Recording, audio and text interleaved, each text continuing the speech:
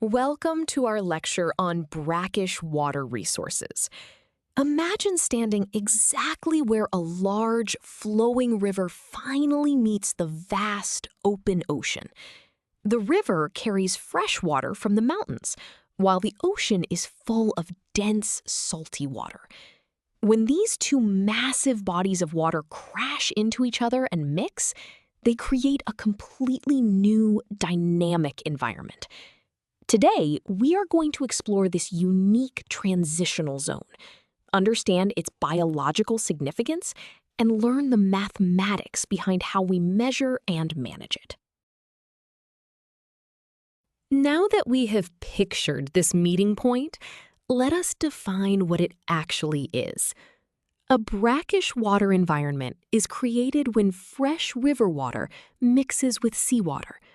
You can think of it like mixing a glass of pure water with a glass of heavily salted water. The result is something right in the middle.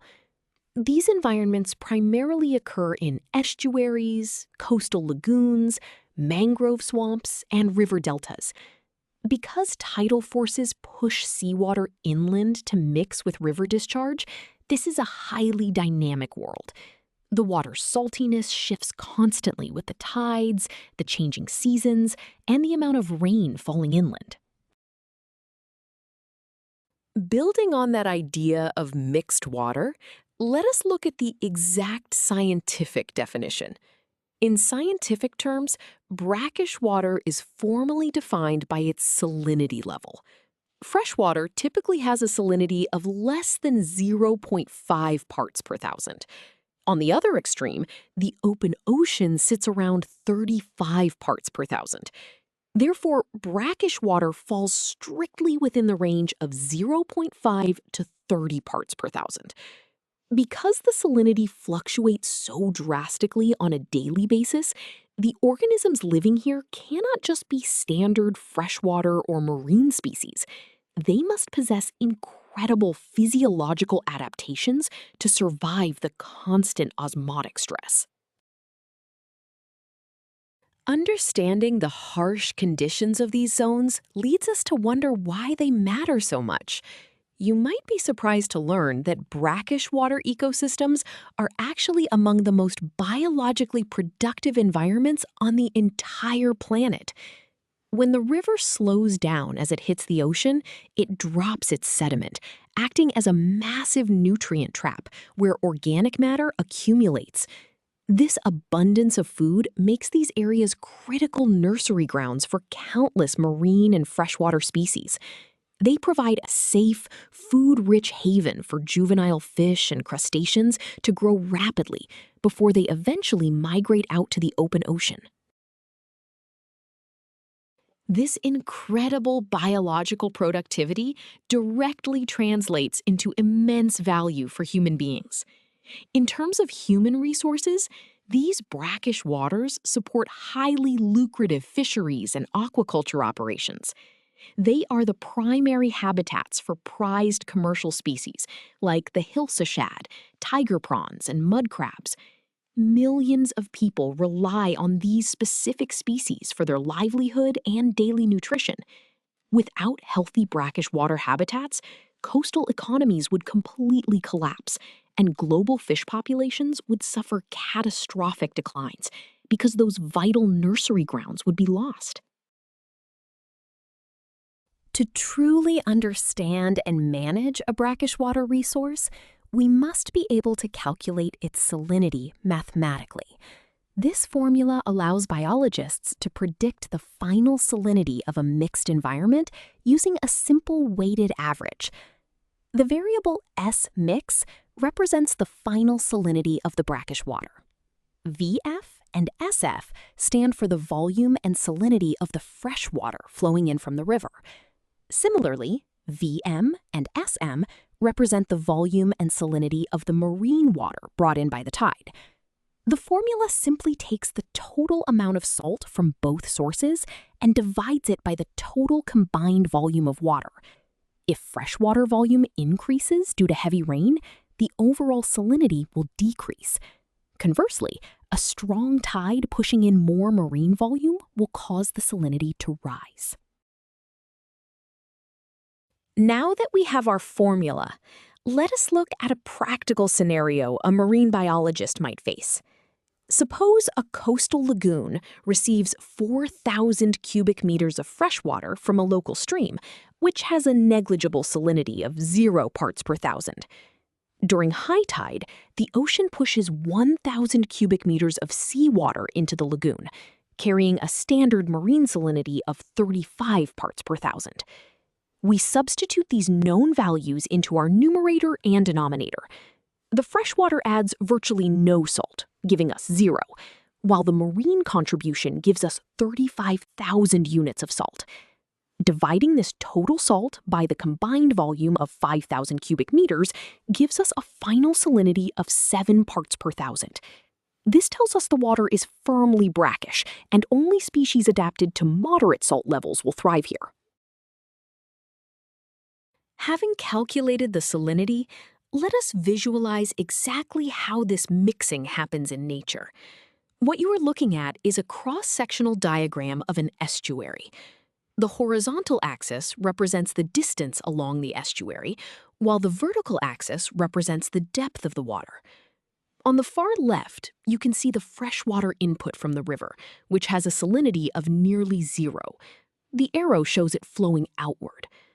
On the far right is the marine input from the ocean, carrying a high salinity of 35 parts per thousand, pushing inward. Where these two opposing forces meet in the center, we see the brackish water zone. Notice how the waters blend together. This central region is where our calculated salinity of 7 parts per thousand would exist, creating that unique habitat we discussed earlier. Beyond just understanding the water chemistry and mixing, we must also look at the life within it. Aquatic biologists are tasked with managing the biological resources living within these brackish waters, such as the highly valued Hilsa fish. Because these environments are so productive, they attract heavy fishing activity. To prevent overfishing and ecosystem collapse, managers must carefully calculate the total resource yield. The goal is to ensure that the amount of fish being harvested does not exceed the natural reproduction rate of the population. If we extract too much, the fishery will crash, taking the local economy down with it. To calculate that total yield, biologists rely on a critical metric known as catch per unit effort, or CPUE. This metric tells us how many fish are caught for every single unit of effort applied by the fishers. Effort could be measured in the number of boats deployed, the number of nets cast, or the total fishing days spent on the water. CPUE is a powerful indicator of ecosystem health. If the fish population is healthy and abundant, the CPUE value will be high. However, if the estuary becomes polluted or overfished, the CPUE will drop significantly. This drop serves as an early warning system, alerting biologists that the resource is in danger. This brings us to the mathematical tool used for resource management. We calculate the total expected yield using a standard fisheries formula. In this equation, the variable y stands for the total yield, which is the total biomass of fish harvested, usually measured in kilograms or metric tons. The symbol e represents the fishing effort, such as the total number of fishing days. Finally, the variable u represents the catch per unit effort we just discussed. The formula is straightforward.